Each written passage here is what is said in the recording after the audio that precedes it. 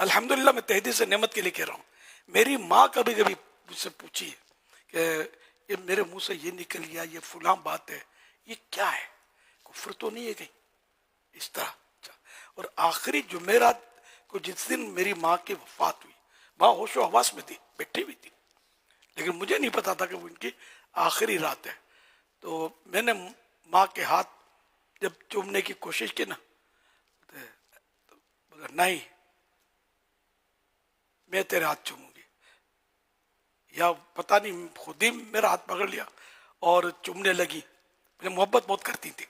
میں ان دنوں نور مسجد کا امام تھا.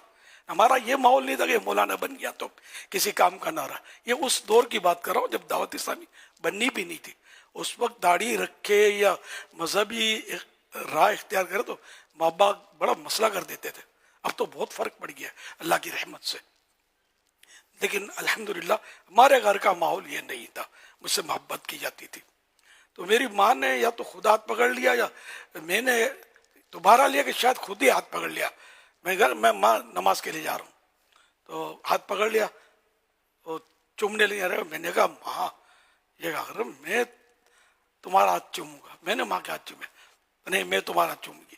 اب مجھے کیا پتا کہ یہ کوئی اشارے میں آخری مطلب رخصت ہو رہی ہے، مجھے کچھ بھی نہیں پتا تھا. خیر یہ ہو گیا اور اب پھر جو ہونا تھا ہوا. عشاء کی نماز کے بعد جمعرات تھی تو ہمارے ہاں ان دنوں نور مسجد میں ہفتہ وار اجتماع ہوتا تھا. ایک انجمن تھی ہماری، مرکزی انجمن اشاعت اسلام، تو اس کے تحت ہفتہ وار اجتماع ہوتا تھا. اس میں مدنی مذاکرہ نام نہیں تھا، یہ سوال جواب ہوتے تھے. تو میں اس میں سوالات کے جوابات دے رہا تھا اور اس میں بس مجھے بلاوا آیا. تو پھر یہ کہ پھر دوبارہ آیا بلاوا گھر کا. پہلی بار تو میں سمجھا پتا نہیں کچھ، تو جاتا ہوں ابھی تو کر کے. پھر مجھے ایک دم کھٹکا ہوا کہ ہونا وہ ماں کی طبیعت خراب ہوئی ہے، کیونکہ اتوار کو خراب ہو چکی تھی طبیعت اچانک. تو اب جمعرات آئی تھی تو اس طرح میں گیا اور میری ماں کی زبان بند ہو چکی تھی. بہن نے بتایا کلمہ پڑھا، استغفار پڑھا ہے، زمزم شریف پیا ہے وغیرہ. پھر اسی حالت میں وہ موت کے جھٹکے جاری تھے. یاسین شریف پڑھی، میں پڑھی نہیں جا رہی تھی مجھ سے. سر ماں جا رہی تھی اور کیفیت ایک تاہم میں نے جیسے بن پڑا یاسین شریف پڑھی اور ماں نے دم توڑ دیا. اللہ ان کو غریق رحمت فرمائے، بے حساب مغفرت کرے. یہ میں عرض کرنے لگا، میں تہدید سے نعمت کے لیے عرض کر رہا ہوں کہ آپ ایسا ماحول بنائیں گھر میں کہ آپ کے گھر کے افراد جو ہے نا آپ سے محبت کریں. یہ نہیں کہ آپ جائیں تو بیزار ہوں اور نفرت کریں آپ سے، خار بازی ہو. یہ ہے چل چپ کر، کتنی بار بولوں آج استری کیوں نہیں کی، جلدی کھانا گرم کرو، اتنی دیر لگا دی. یہ کرو گے تو نفرتوں کی دیوار جو ہے نا یہ موٹی ہوتی چلی جائے گی.